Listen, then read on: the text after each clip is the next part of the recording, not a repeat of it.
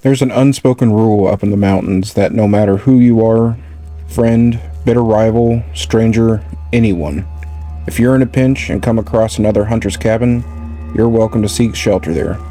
Maybe it's an unspoken rule because it's common courtesy and that whole do unto others thing, or maybe it's unspoken because there's hardly anyone to speak to. In the winter months especially, you'd be hard-pressed to see another soul for weeks, sometimes months. But that's the rule. You need it, you use it.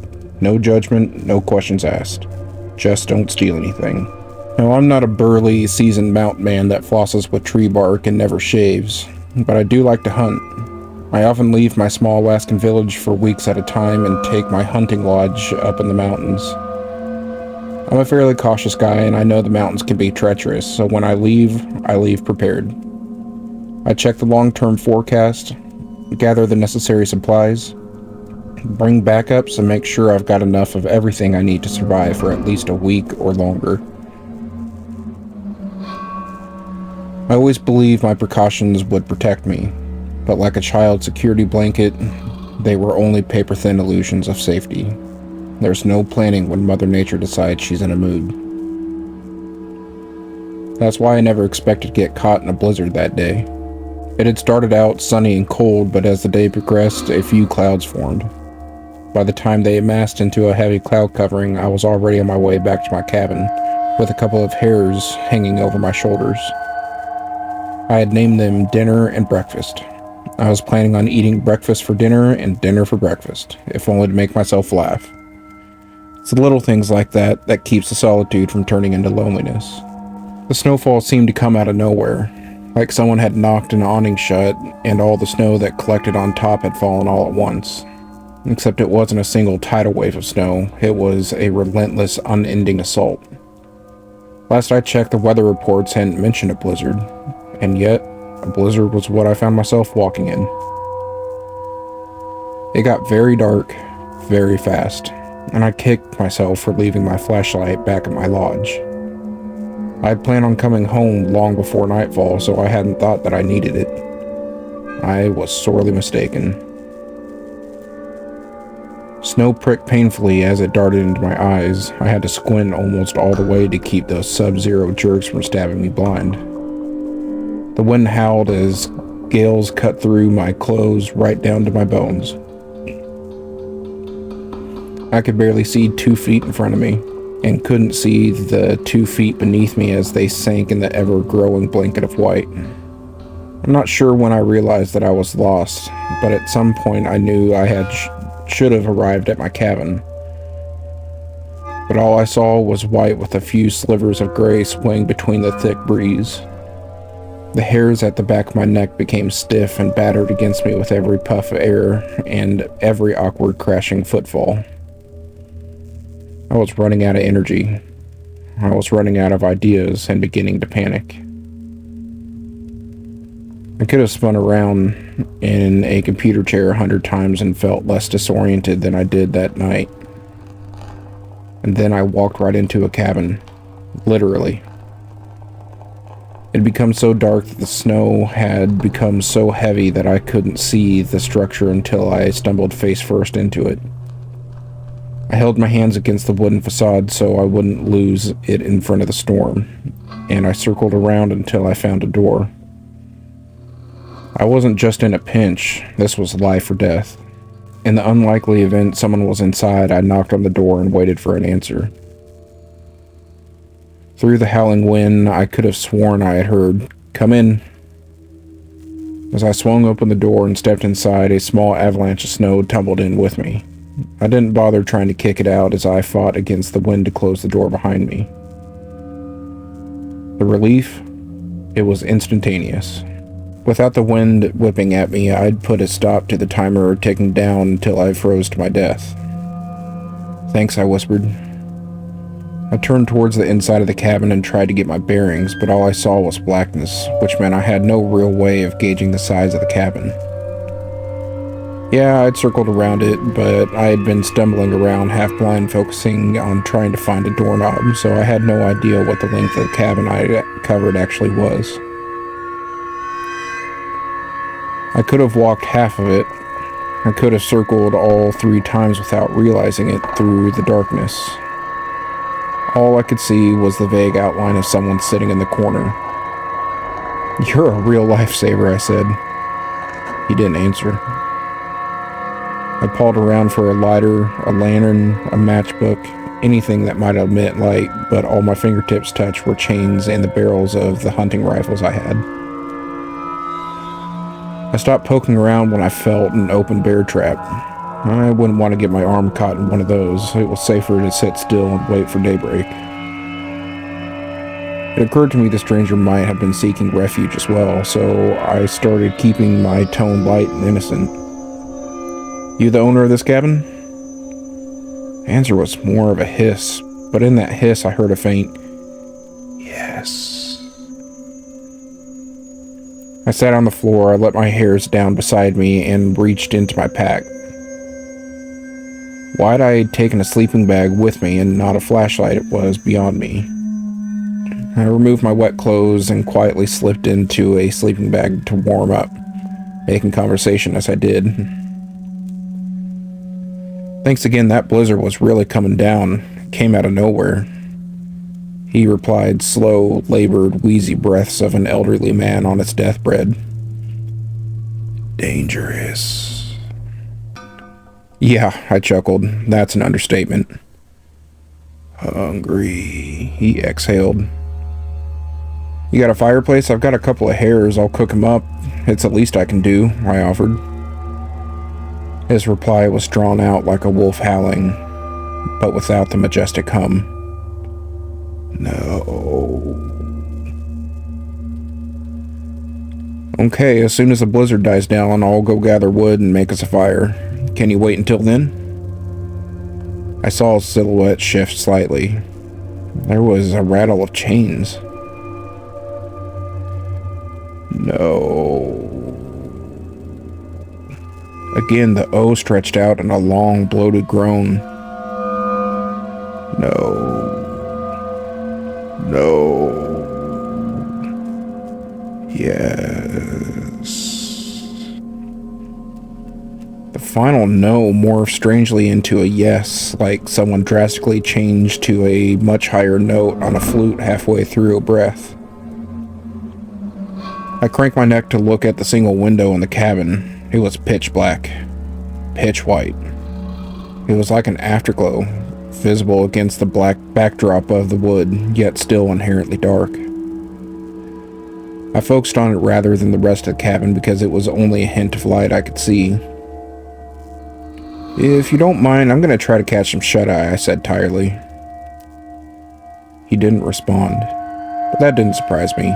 Mountain folk don't talk much, even when they come down to town for a few supplies that they can't make themselves. I shrugged it off and settled in for the night, but I felt something hard against my side.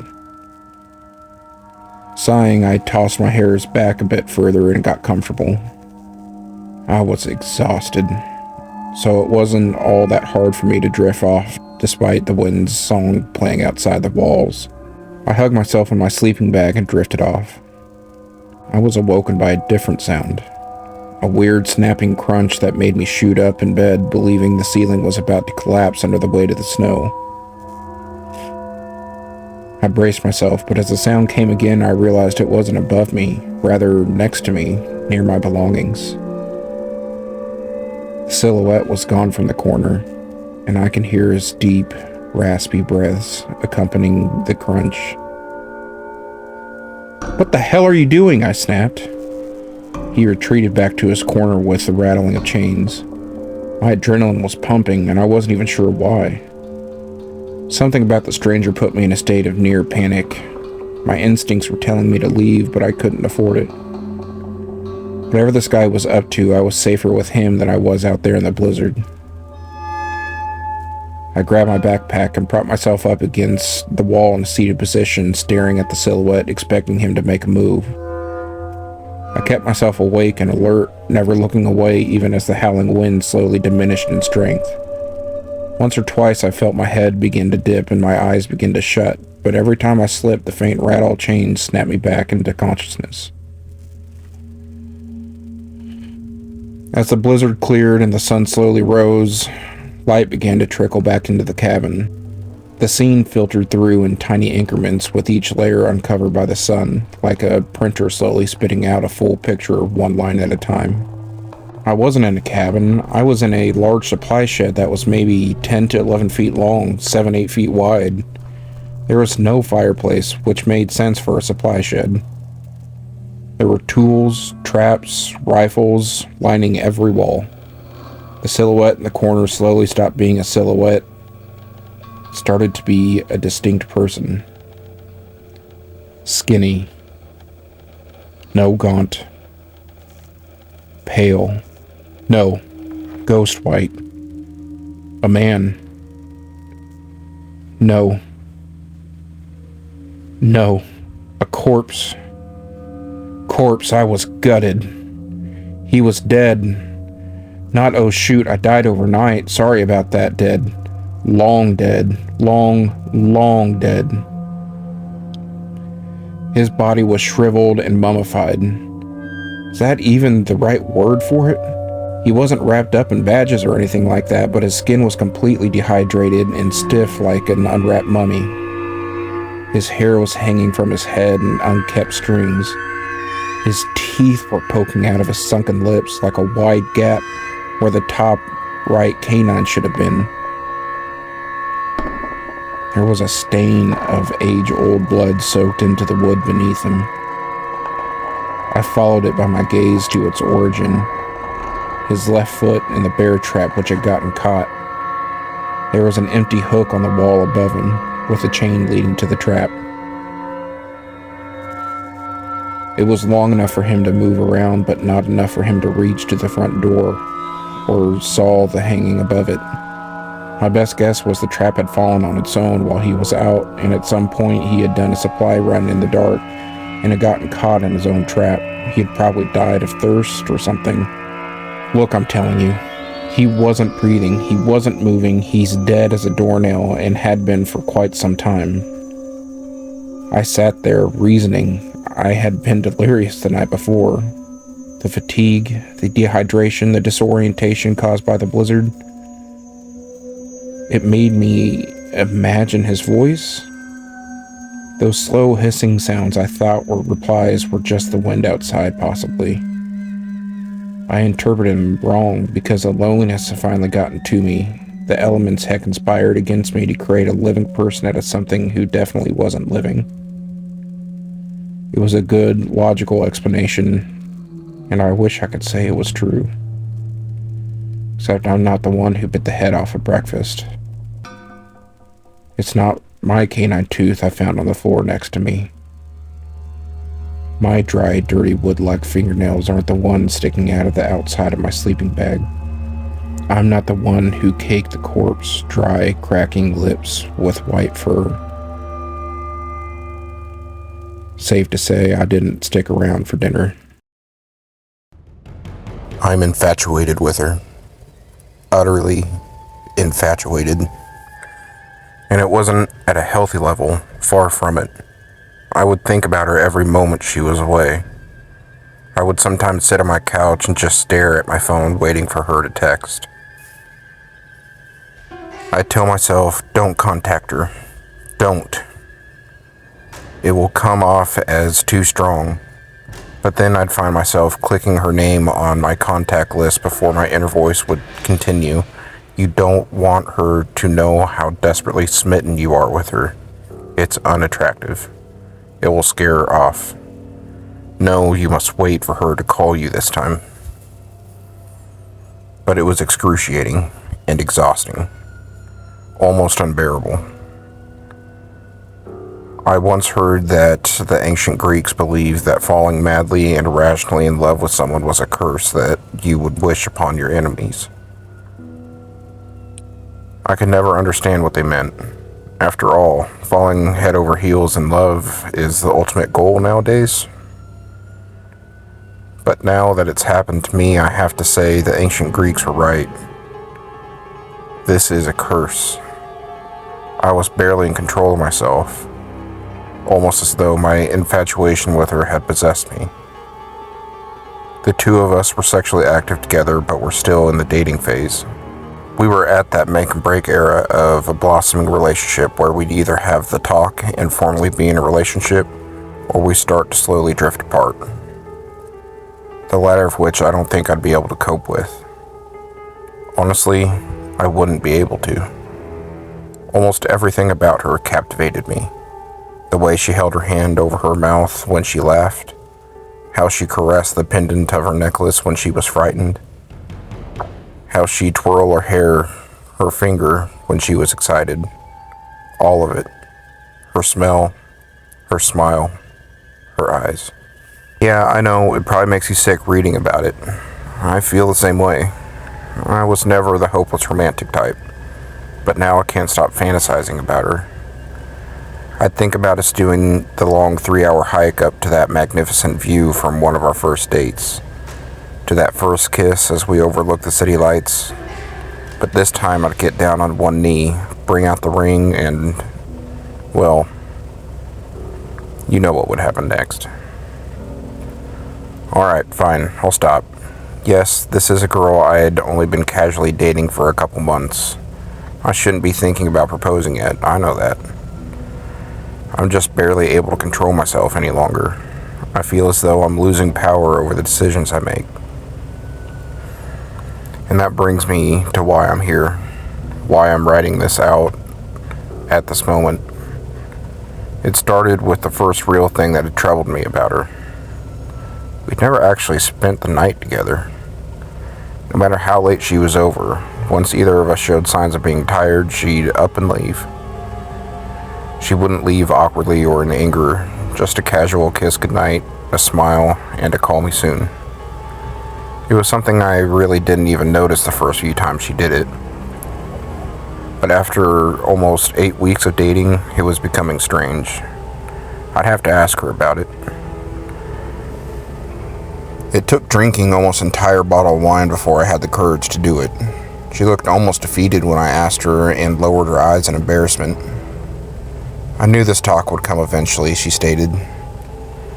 She took a deep breath with a long, drawn-out exhale. Recently, she paused again. I've been talking in my sleep. She shook her head in embarrassment. It's called somniloquy. Look it up. I shrugged and laughed out loud. My demeanor seemed to say, "That's it?" "No, Stephen. Listen," she said. She wasn't laughing. "It's bad. It's completely out of control. It's not just random words or gibberish. It's horrible. I say horrible, disgusting things." She was starting to raise her voice, breath heavy, and began to tear up. I approached her and held her. I told her it couldn't be that bad. I told her to spend the night. I told her she was probably exaggerating. I was wrong. That night she stayed at my house, but she warned me of something before falling asleep. "Whatever you do, don't wake me up. It makes me really scared and disoriented if that happens, and don't respond to me. Just ignore it." I nodded and agreed. "If it becomes too much," she continued, "just leave the room and sleep on the couch. I won't mind." I told her not to worry about it. I told her that it wouldn't be a big deal. I told her I wouldn't leave to the couch. I'd stay beside her in bed. But I was wrong. I couldn't even last one night. We both fell asleep without instant.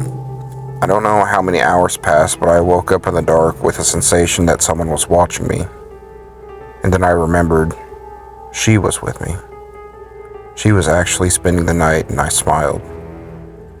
But then I noticed the shadowy outline of her sitting up on the bed.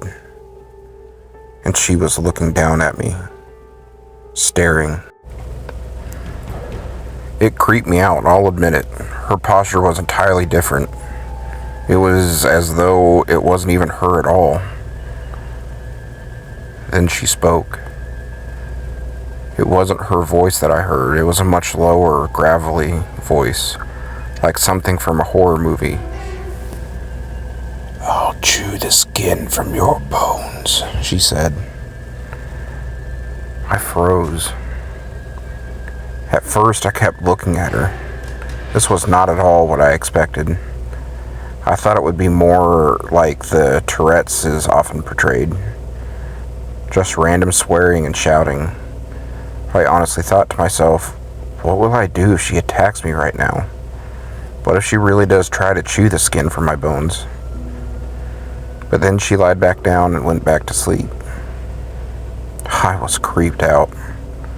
I tried to lay back down, but I struggled. I couldn't even close my eyes without thinking, maybe she's sitting up again and staring at me. And then one time I rolled over to look at her, and she was. Her face was pressed right towards mine. Her breath was foul and rotted, something that was most certainly not normal for her. She spoke again in the same voice as before. If you don't move to the couch, you'll be dead by morning. That did it for me. I sat up in a moment and headed for the living room. She made some sort of wheezing sound as I left. I think it was supposed to be laughter. I was lying on the couch, but I wasn't able to fall back asleep. I was far too shaken. I was staring out towards the window, hoping to see the first few hints of the sun rising. And then I heard something from the bedroom. I listened, and then I heard it again. Stephen. It was the same low, gravelly voice. It sounded like a witch. I just tried to ignore it at first, but then it continued. Stephen. I still said nothing. I know you can hear me, Stephen. You're awake now. Why don't you come back to the bedroom? The voice barely sounded human. Or maybe you'd prefer if I came to you? I still didn't say anything. I was told not to, but I listened. If I heard her start walking towards the bedroom door, I'm not even joking, I would have ran right out of the apartment. But she asked me not to respond to her sleeping, so I didn't. And then I heard her once more. Sorry if this spoils your plans. She began laughing. The two of you were supposed to walk that trail again. You'd both be so tired when you reach the top. You'd look over the city. Then you'll get on one knee and bring out the ring. She began laughing. And that's when I realized this wasn't just a problem with sleep talking. It was something much more. Something I thought was supernatural. I had never told anyone about my proposal fantasy. There was simply no way she could have known anything about it. This was no longer about merely talking in one's sleep. This was about possession. I can't go back into the bedroom. I have no idea what would happen if I did. Instead, I'm going to wait it out, holding up in my living room until the sun rises. I have a couple more hours yet. I can still hear her laughing occasionally in the bedroom. It's still not her voice. Still that same low-pitched cackle. But as I sit on my couch writing this out, here's what scares me the most. Maybe my infatuation and utter obsession with her wasn't normal. I said before I felt like I was losing control of myself. More so, I believe, than the typical falling in love story. No. I fear the infatuation I felt was entirely slowly taking control of me. Controlling my thoughts, fears, ambitions, and anxieties. Maybe once I become completely absorbed, a transfer would occur, and she would be free of it. I know I should leave. That I know I should open the front door, get in my car, and drive away from here, but I can't. I can't leave her. I've already lost control. I'm infatuated with her. utterly infatuated. Hey folks, this is James, your host for JW Mystery. If you liked those stories and content like this, or any true crime content, smash that like button, hit the subscribe button, that way you can stay in the loop. And I can't tell you how much I appreciate you taking your time to listen to these stories. And until next time, stay safe.